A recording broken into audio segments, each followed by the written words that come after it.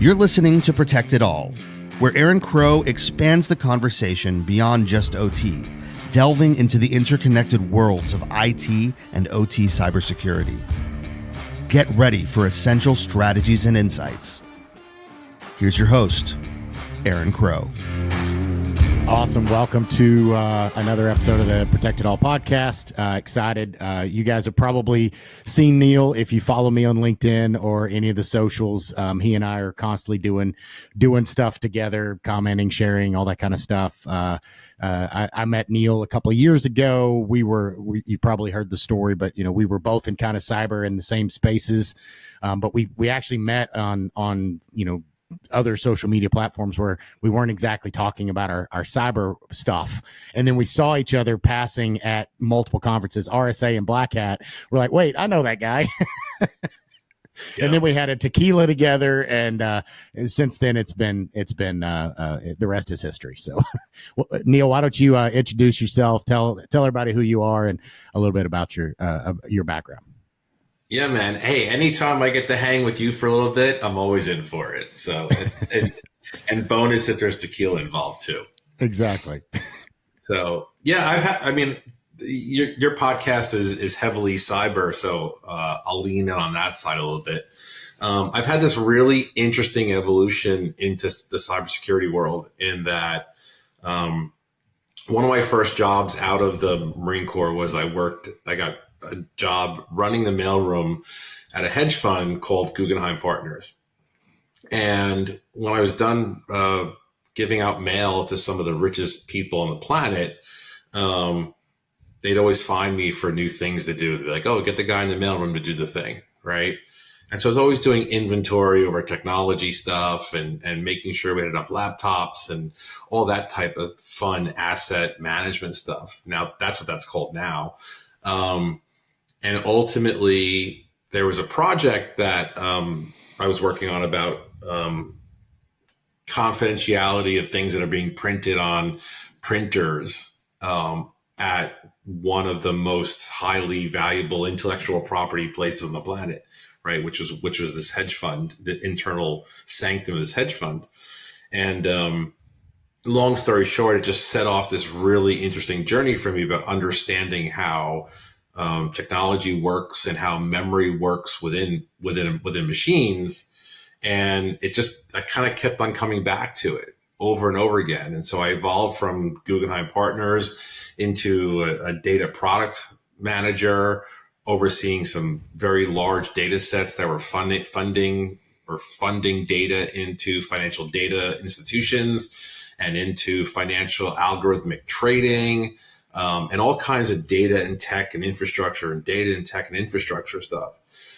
And then when I started my first company, which was a digital marketing agency, obviously I had to learn more about how the internet worked and how SEO and Facebook ads and the algorithms were working and stuff like that. And when I started this business, I wanted to cater to businesses that were in this kind of this word is a terrible word now, but back then it was cutting edge, on the edge of new things. And back when I started this, cybersecurity was still this confusing thing, but was that everybody needed. And so when I built my digital marketing agency, we had a vertical dedicated to understanding all these different cybersecurity stories and where they fit into the infrastructure. And I kind of inadvertently landed in having, I had clients who were identity authentication stuff. And I had endpoint agent clients and I had the beginning of AI clients, and every single one of them would have to explain to me how the thing worked. And then little by little, and this is, almost 10 years ago now, I started to really understand the complete holistic infrastructure of how things work, but not from a cyber perspective, not from a cybersecurity perspective, more from an infrastructure perspective, because I'd seen behind that. And then because I come from a military background, could easily understand defense in depth and layers of security and stuff like that, because that's what the theater of combat is doing all the time. And then one of my early mentors, right, just to shorten the story a little bit, was like, Neal, you're a really decent product person. But you're so good at telling the story of like how you get to the solution. You need to consider shifting into sales. And this person mentored me for, I don't know, a year or two and taught me all these very sophisticated sales strategies and tactics, and really was a catalyst for me shifting gears. And so over the past, 7 or 8 years, I've, runs global cyber sales organizations, built sales channels across the globe, helped cyber startups and AI startups and different types of startups in all different capacities, coached the advisors, helped them raise capital, done their go-to-market strategies, done prospecting and all kinds of other stuff along the lines. And it's a fascinating world to me, this industry, because it's become so saturated, right, with businesses. It's still something that still needs to exist. The roles and designations are still confusing as to who actually should be doing what and why. And they still struggle, but it's still just it's such a big problem, but it's still in its infancy days and yet so sophisticated at the same time. And so, here we sit today, partnering on running different types of events, events all over the country, and this weird world of cybersecurity partnerships, selling, but also adding value as well. Yeah. It's been odd to me from obviously cybersecurity is very technical focused, and a lot of these super high technical disciplines, for me, I got to a certain place in my career where I hit this ceiling, kind of what sounds like what you were talking about, where somebody said, hey, I think you would be, you're a decent over here, but man, you're next level over here. Right. And you kind of took a sidestep and took that different path. I have a similar path. I didn't really move into sales necessarily. I've never had a job. Well, I've been a realtor since 2006. And so I've done selling, not in cyber. I've never been in a technical sales title. But I had multiple leaders along the way help me to understand my true skill set. And that skill set was, yes, I'm very good with technical, right? I'm strong. I'm a strong technical person for sure. And I should continue to hone that capability. But the bigger piece and the bigger value that I bring to the table is having those conversations where I can translate a super technical concept and idea, architecture, whatever the thing is, into non-technical speak. Not that the people, sometimes the board, they don't have time. It's like your generals, they don't have time to know every detail. They need to get the 5-minute elevator speech or the 60-second elevator speech and make it enough that they understand, and you're selling those people. So even if you're not working, and this is where I wanted to, in the back of my head, where I wanted this conversation to go, right, is even if you don't think you're a salesperson, right? You've never been a salesperson. You don't work for a vendor. You work at a power utility, or you work at Amazon or wherever the hell you work, and you're technical. You are a salesperson, because you have to sell your management. You have to sell the other teams. You have to sell people on your team. You have to convince folks that your ideas and the things that are going on and the things that need to be fixed, that they need to be done. And they have to, everything is pros and cons. It's weighted, it's all priorities, yes. If money were no option, time were no option, everything, we'd fix everything, right? But that's not the reality. We're dealing in, I have to make priorities. Do I fix this or this? Like, do I replace the tires on my car, or do I buy groceries? Like, sometimes it's that they both need to happen, which is a higher priority. Well, all of that, and like, for anybody who's listening to this, who's a cybersecurity executive, a CIO, head of enterprise risk management, any of these cyber-ish roles, right? What you have to realize is that this industry that you've decided to jump into or been in for a long time is very different from like how you build leadership, how you build leverage, how you actually operate. And because of that, it creates a very interesting thing where, with the average, life cycle of a CISO at a company being, I think it's like 18 months, right. It's like you have to move fast, to do things and be successful. And I'm a huge believer of like, unfortunately your network is your net worth. And if you're going to take a job where you have to be eyes on a screen, 8-12 hours a day, and you don't have a plan in place where on top of going to, get your CPE credits or whatever structures, like you need to be in an environment where you are constantly figuring out like, what's who are the people in your network you need to know? What are the skills you need to improve upon? What is the leverage that you need to go out and create and then bring into the workplace? And if you're not doing that, then you can't be shocked when you don't have that leverage and you get exhausted and burnt out and. Right. And I think it's like a whole, it's on that side. What's wild about it is you can definitely look at the organization of a cyber team and not be surprised when, things go the way that they go. Like that's just a harsh reality of this is like, if you look at the legal industry and you look at a high performing law firm, you look at the way those lawyers show up every day. You look at a high performing accounting firm, which is a very boring business in my opinion. You look at a really good accounting firm, they all kind of show up in a certain way. There's a certain way of doing business in their space.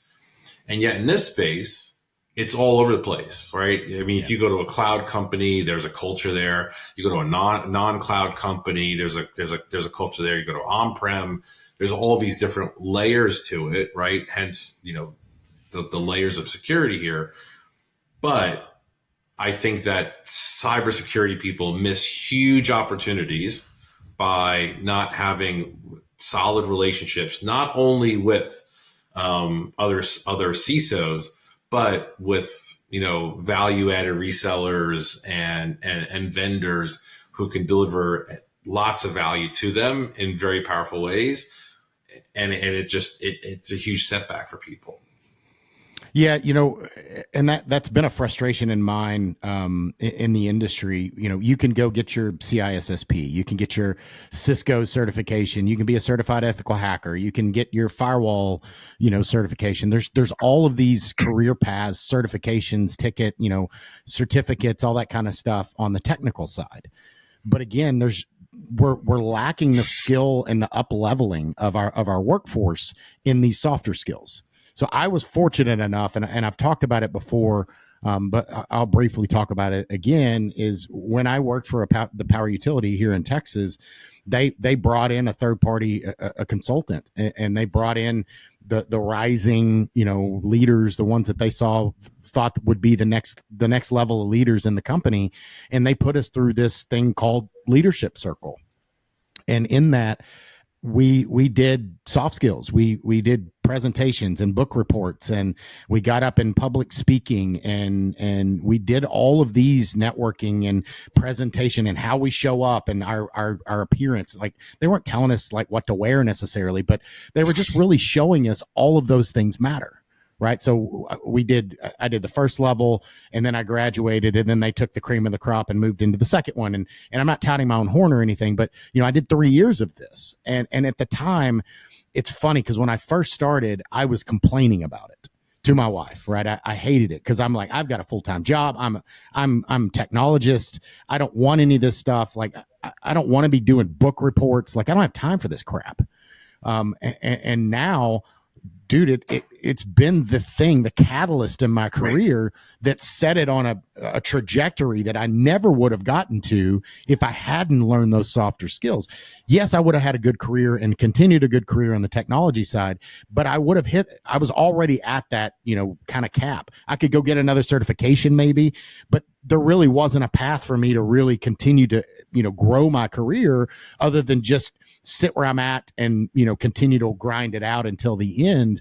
But it's opened so many doors, and it's really, I was a CTO of a company, and, I saw I worked at one of the big four accounting firms and as a consultant, like I was having different conversations. I was in different rooms, and yes, I need to lean on that technology side, but I think organizations really miss out on, the bettering your people.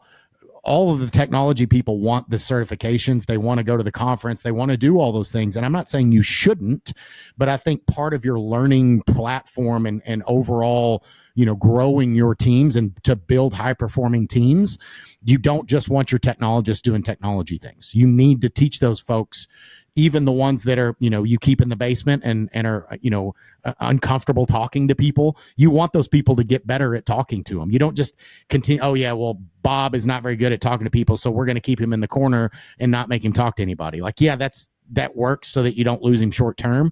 But the better thing to do is to get him out of his comfort zone and help him. It doesn't mean he's going to be a salesperson or leading a presentation, but you don't want him to just stay there and be pigeonholed, because it's not best for him and it's not best for the organization and your team. Well, I would challenge you back on that in the context of, with all the AI things coming online, right, and kind of leveling up the playing field of this. Again, there are so many things because I work in other industries too, right? You've worked with other industries. Like, there are so many things that are part of the cyber space that just don't happen in other industries. And it's not even the risk. It's just about it's just the fact that those people don't necessarily exist. And the reason why so many of them existed at some point was because some of the process that needed to be done was such a complex thing. They had to go and hire abstract thinkers, right? In order to process it. That time of needing the abstract thinker, is going to be minimalized as this world of AI kind of evolves, because I can get to the answer better, quicker, faster than I could last year.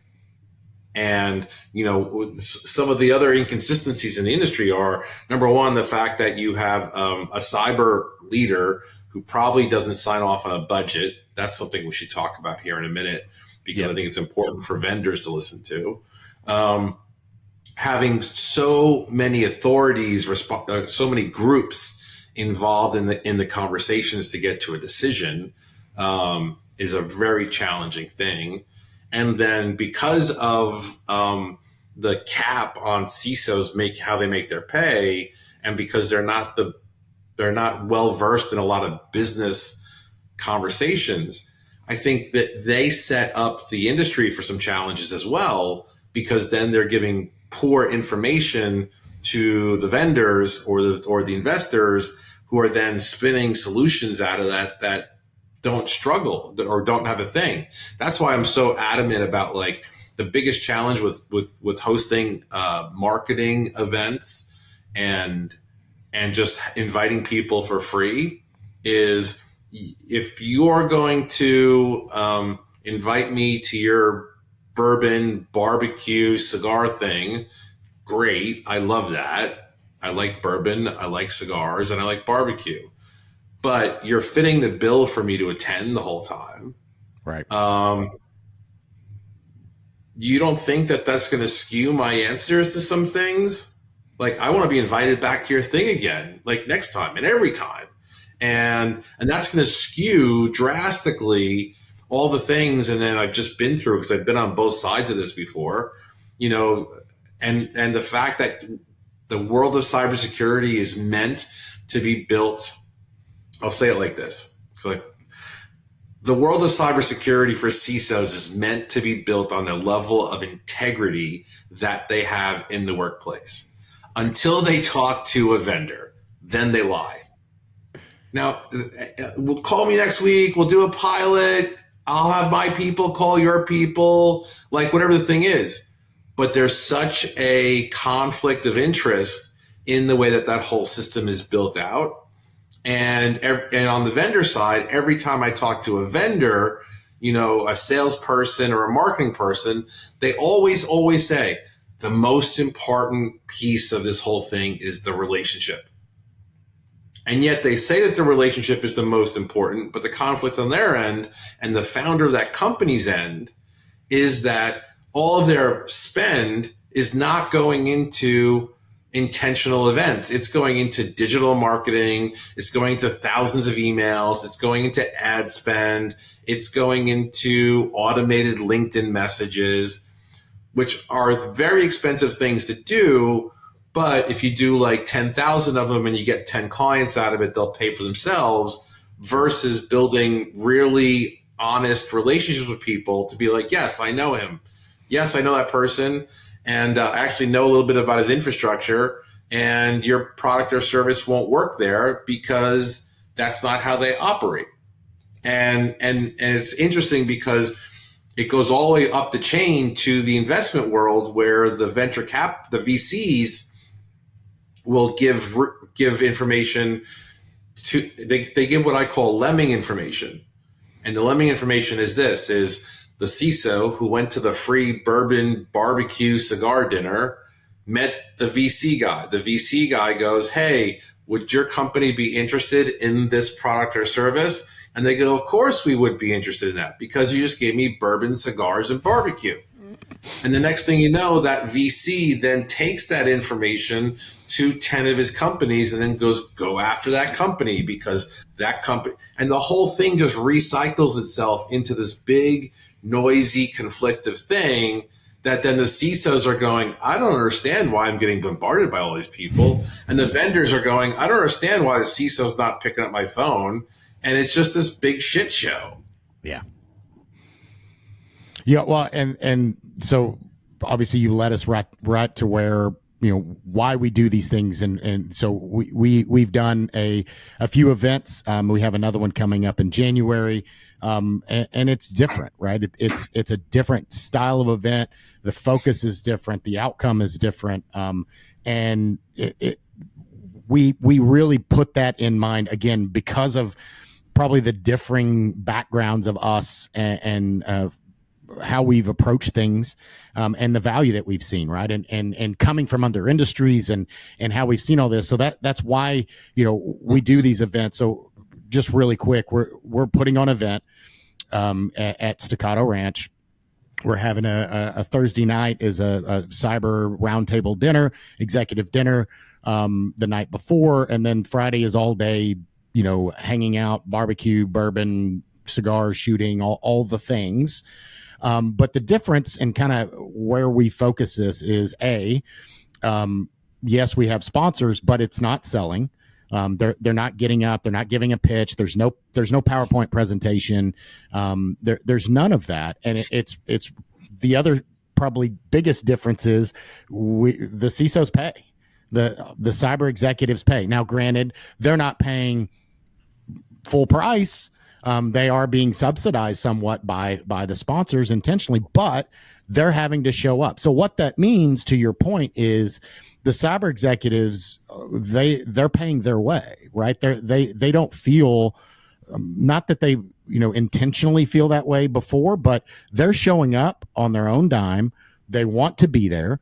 And because it's about networking and they're not being sold directly, the same way that you do it, any of the, I won't name the conferences, but, all the big cyber conferences that we all go to, you go to the party, you sign up for all of them, you show up to whichever ones you feel like, and then you're just there for the swag, the beer, the drinks, and then you bounce to the next one because that one didn't have as good of a showing. Whereas this is intentional. These folks are signing up. They're putting their money where their mouth is. Many of them are traveling from around the country. They're staying in a hotel, and they're attentive. So like we're putting cyber leaders and vendors and sponsors all in the same place. And we're saying, hey, go break bread. Hey, go do an activity. Like we're doing team building and getting to know you. And it's not the stupid, cliche, dating game, where you ask these silly questions and you hope to get to know each other better, which those can help. But you're going to be spending a day and a half with these folks. By the end of it, you're going to know the CISOs, you're going to know the vendors without them having to give a PowerPoint presentation. You're going to know everything they have and everything they know because they're going to have gotten to know you, right? So in 6 months, when they need a cloud vendor or a vulnerability detection product or whatever the thing is, they're like, hey, Bob has that capability. That's what I want to go to. So yeah, I mean, ultimately it's the whole intention and design around the event that we're doing is to be different and to give folks the opportunity to be in the room. When you go to RSA or Black Hat or any of those, you pay, $100,000 to sponsor those things. Yeah, you get 3,000 people that come by your booth. 3 of them are, maybe 10 of them are actual interested in your product and have budget and need to buy something in the next year. But at the same time, you're chasing those 3,000. Again, when I come back from Black Hat, I get 1,000 freaking emails from their sales team. Hey, thank you for stopping by my booth. Let me talk to you about XYZ. When I'm not interested at all in their product, I just like their t-shirt or their hat or their socks or whatever they were giving. I had zero interest in their product whatsoever. And they didn't even ask me. Well, I was just talking to a CISO this morning about it. I was trying to explain the differences in these events. And I was thinking about it from this perspective, right? Let's just say, for example, 2 people take off on a Friday and they go to a baseball game and they get nosebleed seats, right? So they're like $20, $30 or whatever it is. And they go up in the nosebleed seats and the weather's nice. And they're watching a baseball game, and you know what? If the goal of that game was just the goal of them going to the game was just for 2 people to get out of work for the day and not have to be in the office, they could totally be like, this is awesome. We're not in the office. We're not doing the work, right? Like that's totally a thing that exists for some people. However, when they are at the game, at some point, because I've done this before, you've done this before, everybody's done this before, you're going to look at people in other seats and you're going to be like, you know what? I wish I was down there. I wish I had more access. I wish I had better exposure. Maybe even I want to meet the players of the game. I wish I could be down there. Right. That's very, very different than 2 people who decide, hey, we're going to make an experience out of this. And those are the people that go, you know what? We could get like $30 seats or $50 seats, but we're going to spend $200 on really, really good seats. And we're going to sit really close, maybe even do a VIP experience, because even though you're sitting there down to lower seats, guess what? In nosebleed seats, those people are still paying, for $14 beers and $14 hot dogs. Your just experience changed. Right. And the reason why you're there is different. And you know what? The person who was in the nosebleed seats predominantly will probably not remember much of the experience in a couple of weeks because they're like, oh yeah, we went to a game, we sat there. The person who had the VIP experience, who sat down lower and got to meet people and got to sit with people, creates a very, very different experience. Yeah. And I'm a firm believer that this modality of like the people that you have a network with is really your net worth. Sure. And the proximity to people that you have and the environment that you surround yourself with in this community is so lacking because cybersecurity is no longer about actual security. Right. Because every single person in the cybersecurity space like has that checkbox. That box is checked. Now it becomes about how do you get leverage in your leadership position? How do you make money or make more money in the organization? How do you save the company money? Or how do you reduce risk? Yep. And then the final thing I'll say here on the vendor side, which is fascinating to me, is that if you are selling into the enterprise and you don't use a 3-prong approach, you just don't have a deal. You just don't. And so I've looked at enough 3-prong. Yeah, I've looked at enough cybersecurity pipelines over the past couple of years and can poke holes in everybody's pipeline. And the 3-prong approach is this. Number one, you've got to understand the mission of the company. You've really got to understand the mission of the company, because depending on what stage of posture that they are in, it doesn't matter whether it's a cool logo or not. You will get nowhere unless you understand the mission of that company. Sure. Number two, you need to have a access to somebody who can sign the checks. You need to know who the budget person is. If you don't know who that person is and someone's holding their cards tight, the person who's in charge of your conversation doesn't have the ability, is scared they're going to lose their job, and doesn't have that relationship, and you're going to lose that deal anyway. Sure. And the third one is you've got to have control over like the fact that this is something that they actually can tie to a initiative that the company has. And what you don't realize lots of times is lots of cyber leaders have an initiative. They have their 3, 4, 7 initiatives for the year that they're trying to do, and they will dance, they will play around, they will want their bourbon and want their barbecue. And so they will sometimes not tell people, unless you build a solid relationship with them, what initiatives they're working on in order for you to do so. Right. If you're not doing all 3 of those things, you do not have a deal. You should not be putting that on your leaderboard. Right. Well, and that's funny that you say that, right? Is it's really easy to, again, like going back to the conferences and, yeah, I signed up for your thing. I went to your booth and yeah, you reached out to me and yeah, we're having this event and yeah, I'd like to go to that thing. But do you have any desire or any need for my product? Oh yeah, sure I do. And they're not necessarily lying. They're just saying, yeah, but I don't have budget for it. So even if I would like it and I think it's really cool and I think it would benefit us, I can't buy it because it's not one of my initiatives. And there's no way that's going to happen this year unless you're giving it to me for free. And even if the product is free, I still have to implement it. So it still costs me money, time, and effort. Mm-hmm. So none of that matters, right? So maybe we do a pilot, maybe we just talk and we spin wheels, and I waste a whole bunch of your time, right? So we talk about this a lot, but it's almost as valuable or maybe even more valuable to know I'm not interested, or I can't buy, or it's not your product is not a benefit to me in my organization in the next 18 months, right? That is, you're not spending time and cycles following. Like, you can still stay in contact with those people. It doesn't mean like you ghost them because they're not buying from you. That's not what I mean. But you also don't, that they're not on your leaderboard, right? They're not a real opportunity.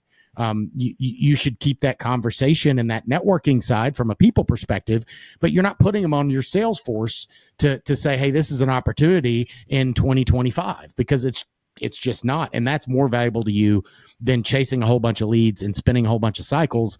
That's not going to go anywhere. Totally.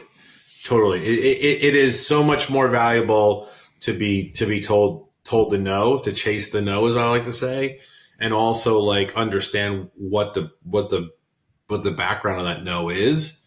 And, people are pretty transparent. Hey, I'll come to your event. But just so you know, I'm planning on leaving the organization in 3 months. People say, hey, I'll come to your event, but I've got I don't get along with my CIO and I get nothing approved. Or even something as simple as, because a lot of us who have been in cyber for a long time know what it's like to get a contract signed for 2 or 3 years, asking them what their contract cycles are like, or what their procurement cycle is like, is very, very powerful questions to ask people. Yeah, 100%. So how is an event like this different, and how powerful it is for a cyber leader, and what benefit do they get to doing a different event like this? And the same thing for the vendor sponsor folks. Like, why is this different, and why? Because that, that's the question we get a lot from both sides of the coin. From somebody looking to sponsor, like, why? How do I justify this and explain this and show that ROI to grab those marketing dollars? And the same thing from a CIO or CISO or cyber leader who gets a lot of things. Why is this the thing that they should focus their attention beyond just the barbecue, the bourbon? Obviously, those are easy things, but the real value add, like, why is it beneficial? Why should they spend their time and their effort in this type of event? And what is the differentiation for it? Yeah, a great question, Aaron, and a great way to kind of put a bow on it. I think 9 times out of 10, I think on the vendor side, they think that there's this like digital marketing to sales qualified lead conversation that happens, that if you're at this company, you've told me you like my thing, and we've had a conversation, that might be a qualified lead for a conversation. And I think that's where it gets lost in translation, because everything's supposed to be able to go into a CRM these days, versus I think, it is, hey, I know this person, I built rapport with this person, I built some trust with this person. And when I ask them those qualifying questions, I know I'm going to get honest answers, versus like, yeah, we should talk next week. Right. That's on the vendor side. On the CISO side, I think it's extremely valuable to be in proximity to other leaders in cybersecurity, other people who want to be in decision-making roles, and learn what it's like to have these very intentional conversations, and also be able to be like, test the waters on like, are you shackled to a desk every day? Is like that the job that you want to have? Or can you tell your organization that I'm going to an offsite, I'm going to meet a whole bunch of other potential tools and platforms and structures, and I'm going to be learning from other cyber leaders. Like, those are the words you want to be using. Yeah, that's a great example. The funny thing is, you look at Black Hat or RSA or any of these larger conferences, and they all have a business justification letter. They actually help you. Hey, if you want to go to this conference, here's the letter that you can give to your management to justify being there. And usually it's focused on, I'm going to learn technical skills.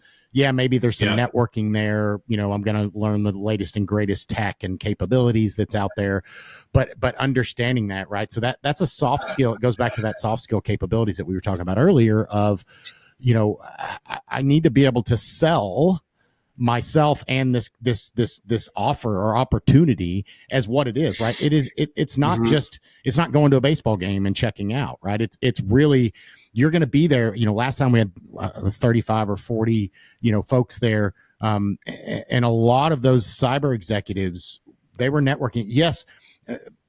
Look at somebody like me, right? So I've been both a cyber leader, on the client side, and I've also been a vendor. I've been both sides. But just because I'm currently wearing a consultant hat doesn't mean that I don't have value as an asset owner, right? So when you're having those conversations in those places, I bring value, even if it's not something I'm trying to sell you, right? I'm talking, hey, totally. When I was wearing that asset owner hat, these are the things I experienced, and this is how I overcame that, and how I convinced my management to buy this, and all that type of stuff, right? So there's a whole bunch of that going on at these places, and it's hey, I remember Aaron used to do this, or hey, Neal had this experience. Let me reach out to him, even if I'm not trying to buy anything from Neal, and like, hey, Neal, by the way, I'm not buying anything, but you talked about something at this event, and I'm having a similar issue. Do you mind giving me 5 minutes, right? And those relationships and connections are so freaking valuable that I don't think many people don't focus on them enough. And that's really the point of LinkedIn and networking events and things like that. It's not just about the bourbon and the cigars and the barbecue. It's really those connections and that the knowledge and the friendships that you can build that can, it's mutually beneficial to all parties if you're actually giving in and showing up in integrity and kind of giving and taking at the same time. 100%. And I think you just summarized it beautifully. Like it really is like if you're going to play in this space, you should know all the pieces and know all the things, right? Like, and I know that might sound vague, but it really is like, it shouldn't be like, I need to stay here and build my own little castle, right? And then kind of plant anchors into it and then just be curmudgeonly here until something shifts. The cybersecurity industry as a whole is a fascinating, valuable opportunity, right? Whereas I said in the accounting world and in the legal world, just for comparison, they may show up very differently. They also in those industries don't have the levels of growth and opportunity in their industries because those industries are hundreds, if not thousands of years old. Right. And they still do things a certain way. And there's a certain org structure and you got to become a partner and all those things. So in cyber, if you become good at what you do and great about how you do it, you will be successful. And you will not be one of those people. Unfortunately, there are lots of them that just go on LinkedIn or like, I lost my job and I don't know where to start. Yeah. Right. And meanwhile, I'm getting people almost weekly reaching out into my LinkedIn DMs and being like, hey, we're hiring. Do you know anybody? Hey, we're hiring. Do you know anybody? Now I'm supposed to, in this weird thing of cybersecurity, to go find the person who's complaining that they can't find a job and then have them give me their resume and then be like, yeah, you should hire this guy because he complained about his job the entire time he was working there. And then when he got fired, and I should help. Right. And I love helping people, but you can't help people who do not want to help themselves first. Yeah, we see that a lot, and that's across industries. But as a person let's talk to those folks that are not necessarily cyber leaders, right? Maybe they're up and coming in their cyber career, their technology career, whatever. That's a way to do that next step and really grow in your career. And working on those soft skills, working on knowing, building your personal brand, getting into events like this event that we're doing is, obviously focused on cyber leaders, but it's also why we have volunteer spots, right?